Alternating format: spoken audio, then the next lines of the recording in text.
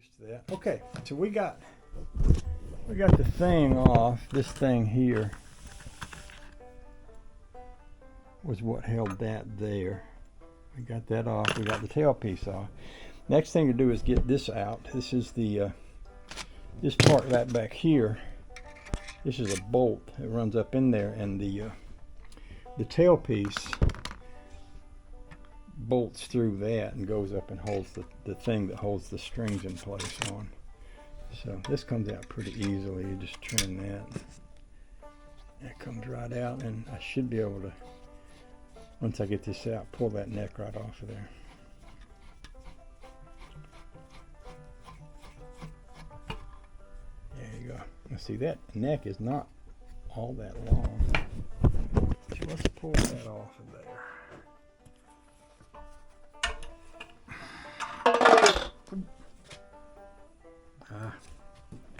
Now see what they did. See, they extended. This is a little piece of wood, and they extended that and put this up in the end of that to stretch that. So I could take this here. Well, I almost could.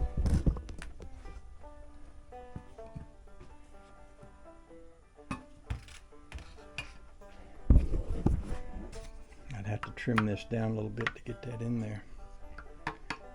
But I could take this stick and put this piece on it, just like they did.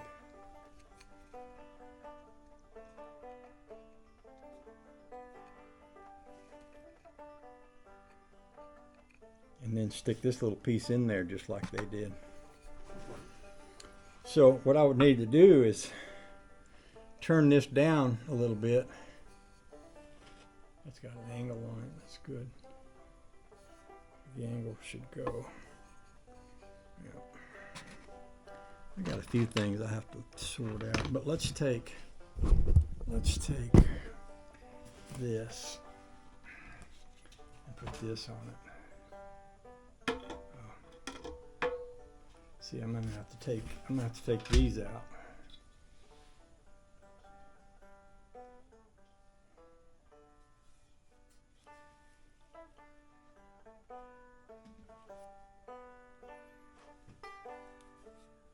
I'm gonna need to double lock some nuts on that to make that work. I may have to go up to the house to do that, but I can.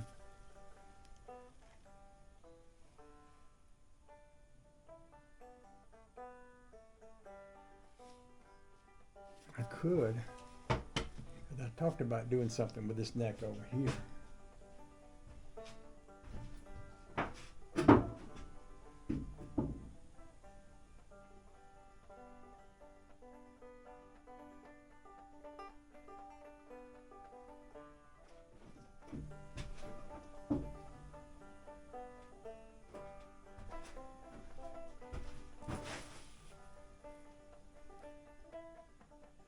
I decided to look at something. I'm going to cut y'all off while I think about what I'm doing.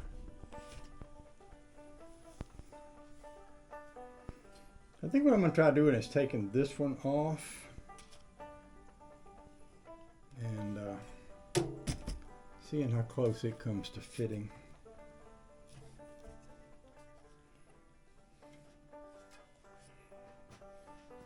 Very similar process.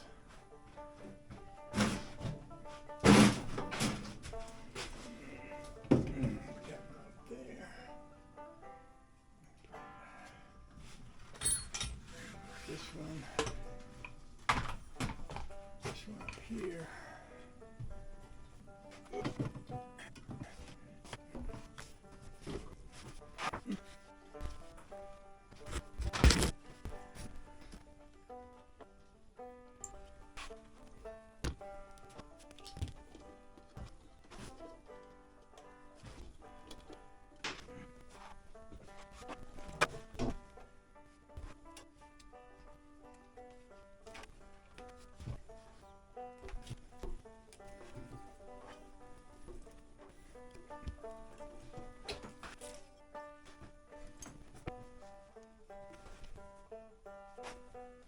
So I'm doing the same thing here with this one.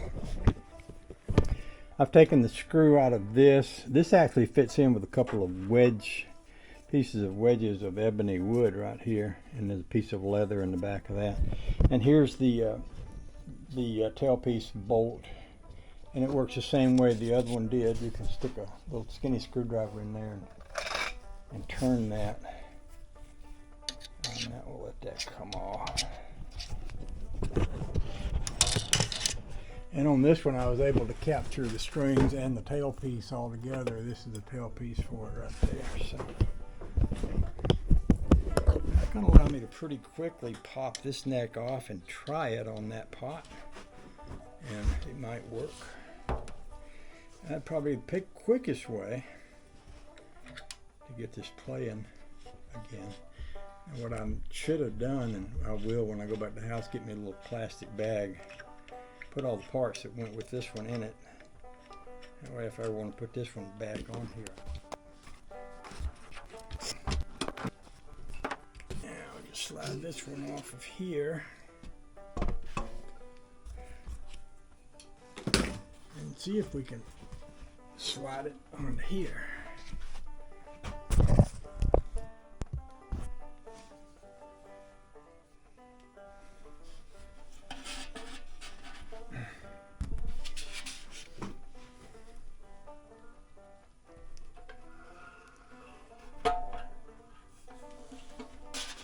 Now, that's a pretty good fit there. See, this comes right up to the top of that, and this fits the shape of that. So where it has a shortcoming, literally, is here. See here, this stick ends here, and there's a spot there. Now you may remember we had this little nickel-plated piece here. So if we take that nickel-plated piece and we see if we can slip it on the end of this, it can act as maybe as a kind of an extender. I'll pull this out.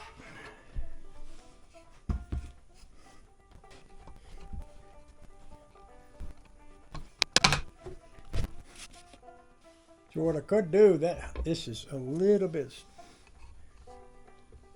bigger than this, but I've got some sandpaper here. I could try just knocking a little bit off of here.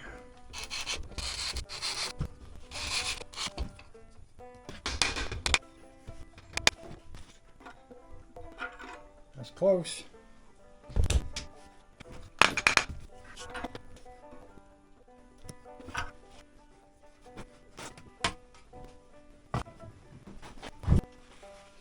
I'm putting a piece of leather inside of my vise, and I'm going to put my banjo neck on that, and then I'm going to tighten this down.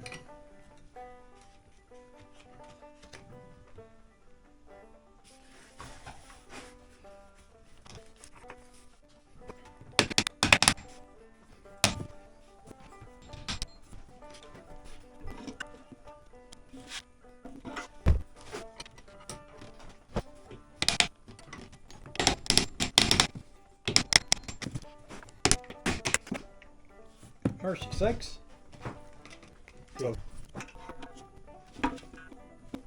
Oh yeah, we're getting there, I think.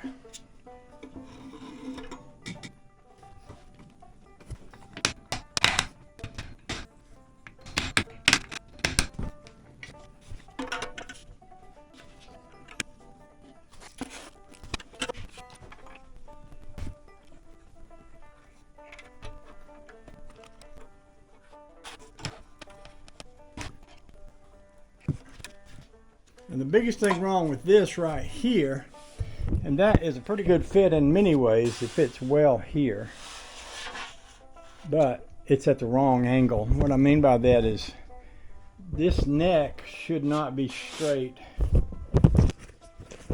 with the head. This neck should be angled down, because when your strings come up, your strings need to come up so that they come across this back here high up enough to get a bridge under there.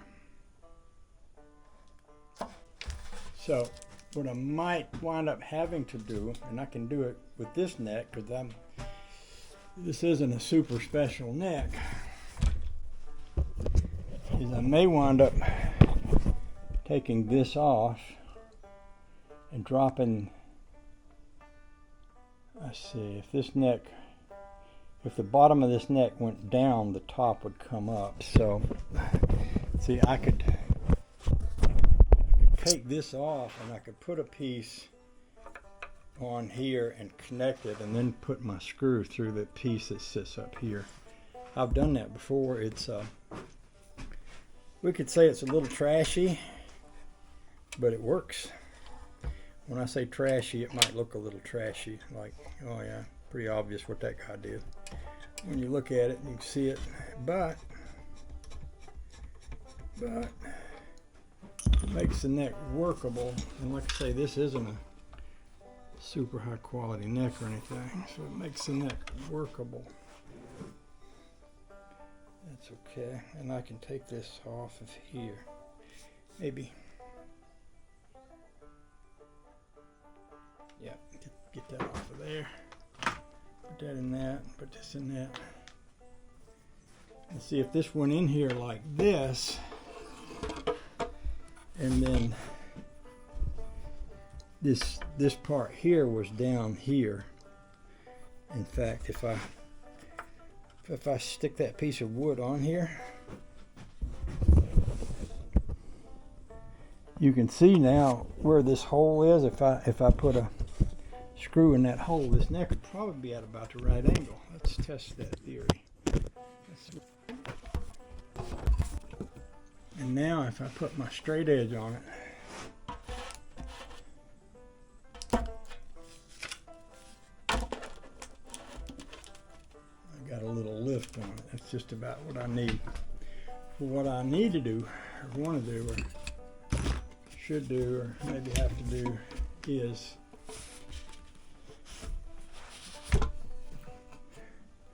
figure out the best way to put something like this here.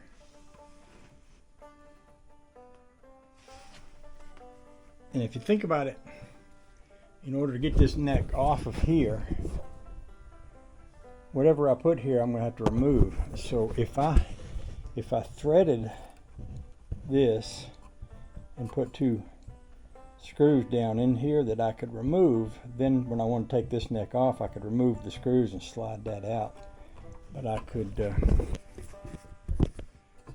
set this down in here, put that right there, right there, and then put two screws in it here to hold this in place. Yep.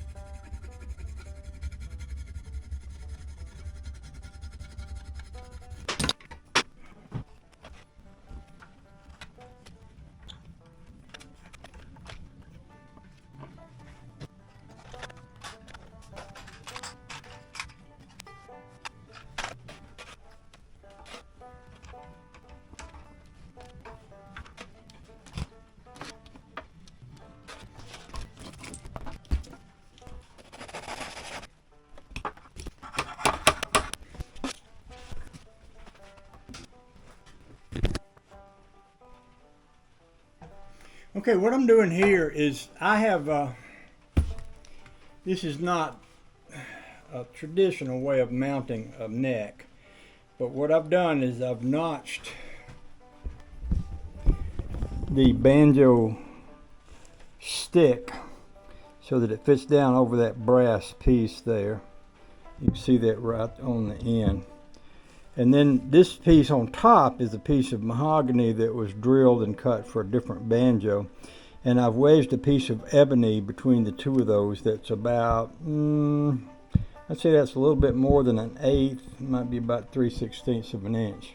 And then up here, instead of having any kind of thing to connect the banjo up there, I've just cut me another piece of wedged ebony and driven it in. And that basically, and by the way, you may notice this is actually another banjo tailpiece bolt, but it was long enough to go in there and surpass the size of the little thing that I got in here. So what I've got now is a banjo neck that sits like this.